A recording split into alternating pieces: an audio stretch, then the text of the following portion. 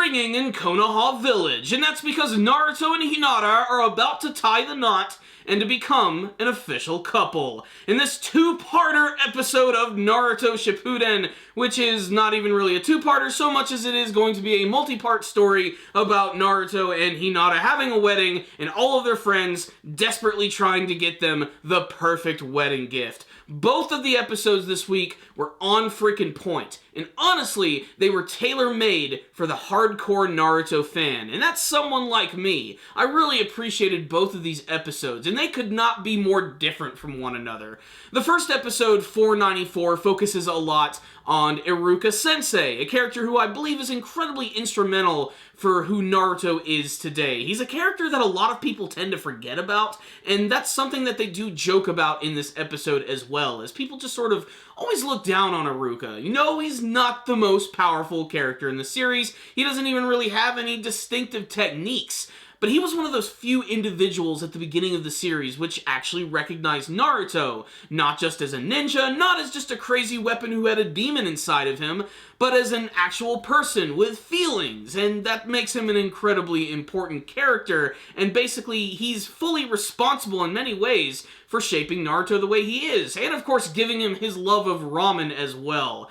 And frankly, this episode right here is just an excuse to see how far Iruka has come in his career and how it could actually go farther with him becoming the vice principal of the Ninja Academy, a position which he believes he deserves, as well as a lot of other people like Kakashi. The only people who are probably not excited about this are Ebisu, who wants the job for himself.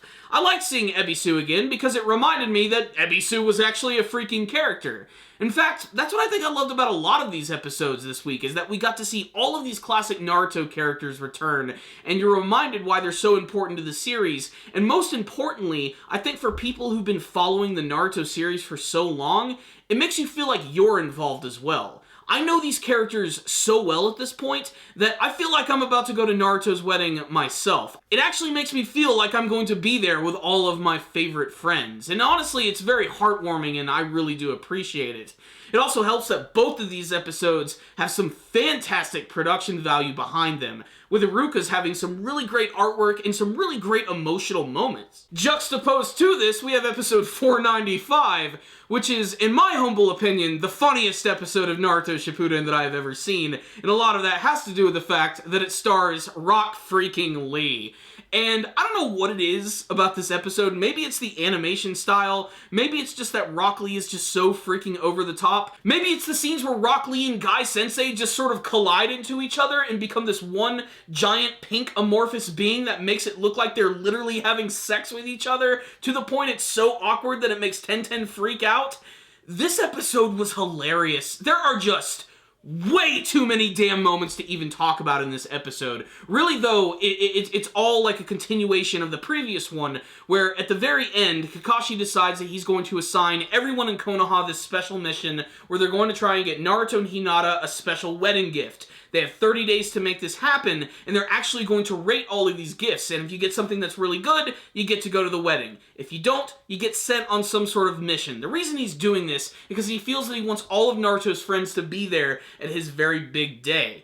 And honestly, I have to agree with him. It may mean that he might have to abuse his power as Hokage a little bit, but even Kakashi states that he is willing to be considered the worst Hokage as long as he can actually make his friends happy. Again, it's very heartwarming. And now that this challenge has been sent out to all of Naruto's friends, Rock Lee is definitely going to step up to the plate, and he does so with a lot of gusto and some ridiculous animated sequences.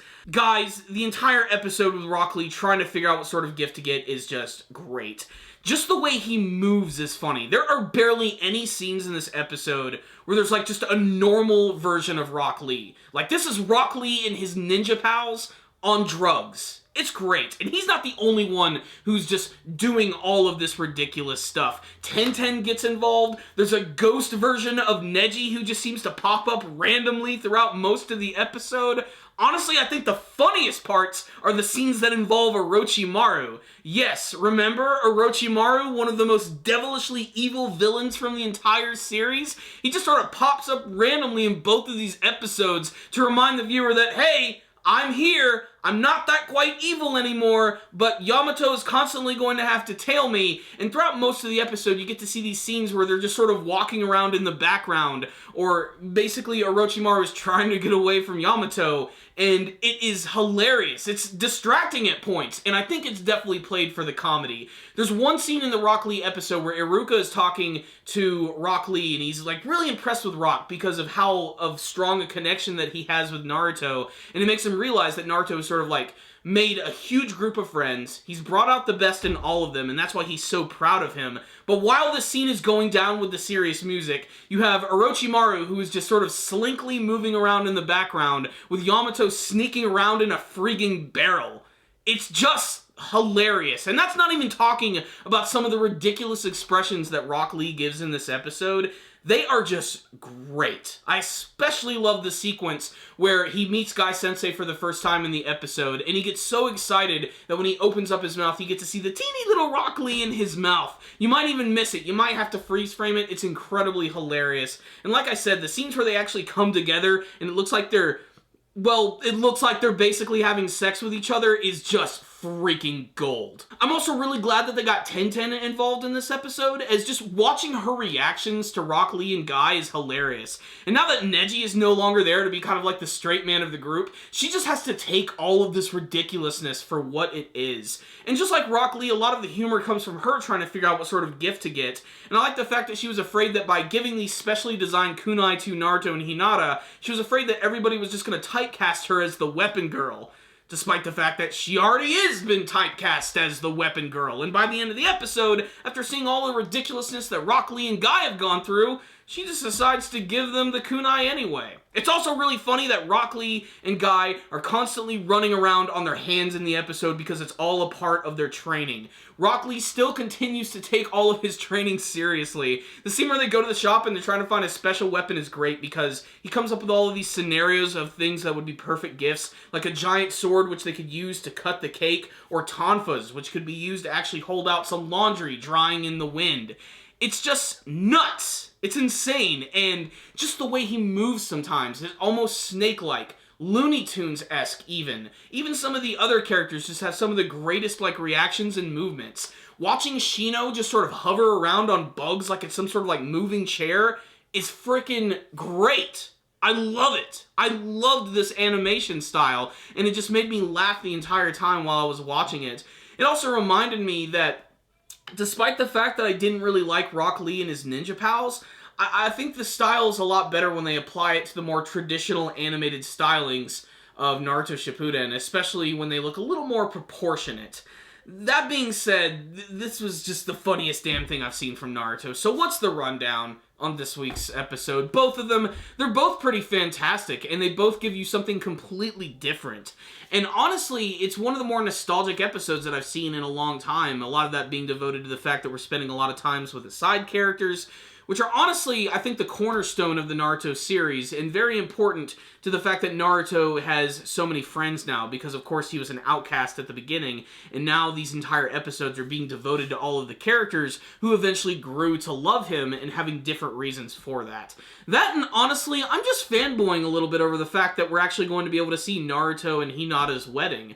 Like I said, these are characters that I've become very attached to over the course of the last couple of years. They're characters that I've spent a lot of time with, and they feel like real people to me. So I'm very anxious to see how this big ceremony is going to go down, and how all the other characters are going to react to this big mission from Kakashi, and what sort of plans they're going to come up with, which seems like it's going to be dominating the storytelling for a couple of weeks before we get to the eventual big ceremony, which I frankly just can't wait to see people's reactions to that. That's what I think is going to be great. I can't wait to see it all play out. I'm just very excited.